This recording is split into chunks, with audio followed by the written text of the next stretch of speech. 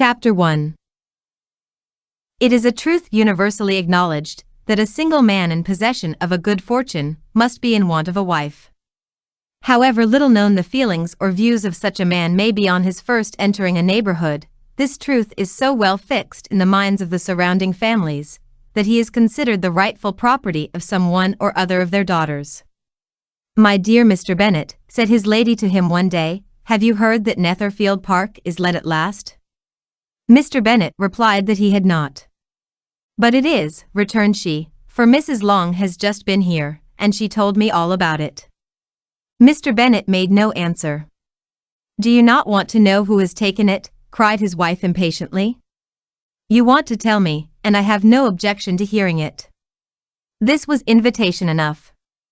"Why, my dear, you must know, Mrs. Long says that Netherfield is taken by a young man of large fortune from the north of England, that he came down on Monday in a chaise and four to see the place, and was so much delighted with it, that he agreed with Mr. Morris immediately, that he is to take possession before Michaelmas, and some of his servants are to be in the house by the end of next week." "What is his name?" "Bingley." "Is he married or single?" "Oh, single, my dear, to be sure. A single man of large fortune, 4,000 or 5,000 a year. What a fine thing for our girls!" "How so? How can it affect them?" "My dear Mr. Bennet," replied his wife, "how can you be so tiresome? You must know that I am thinking of his marrying one of them." "Is that his design in settling here?" "Design? Nonsense, how can you talk so? But it is very likely that he may fall in love with one of them, and therefore you must visit him as soon as he comes." "I see no occasion for that. You and the girls may go, or you may send them by themselves, which perhaps will be still better, for as you are as handsome as any of them, Mr. Bingley may like you the best of the party." "My dear, you flatter me. I certainly have had my share of beauty, but I do not pretend to be anything extraordinary now. When a woman has 5 grown-up daughters, she ought to give over thinking of her own beauty. In such cases, a woman has not often much beauty to think of. But, my dear, you must indeed go and see Mr. Bingley when he comes into the neighborhood.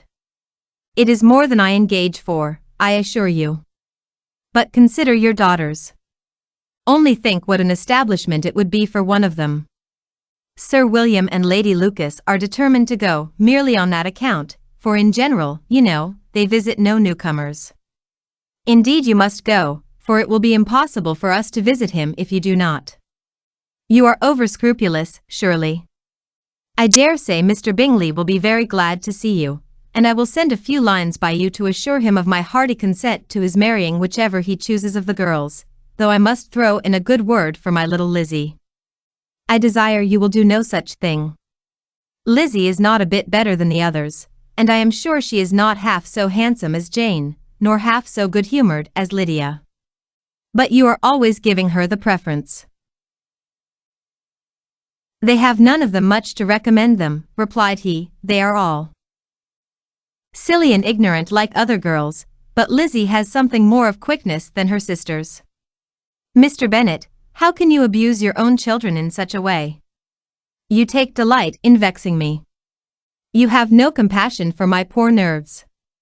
You mistake me, my dear. I have a high respect for your nerves. They are my old friends. I have heard you mention them with consideration these last 20 years at least. Ah, you do not know what I suffer. But I hope you will get over it, and live to see many young men of 4,000 a year come into the neighborhood. It will be no use to us, if 20 such should come, since you will not visit them. Depend upon it, my dear, that when there are 20, I will visit them all." Mr. Bennet was so odd a mixture of quick parts, sarcastic humor, reserve, and caprice, that the experience of 23 years had been insufficient to make his wife understand his character. Her mind was less difficult to develop.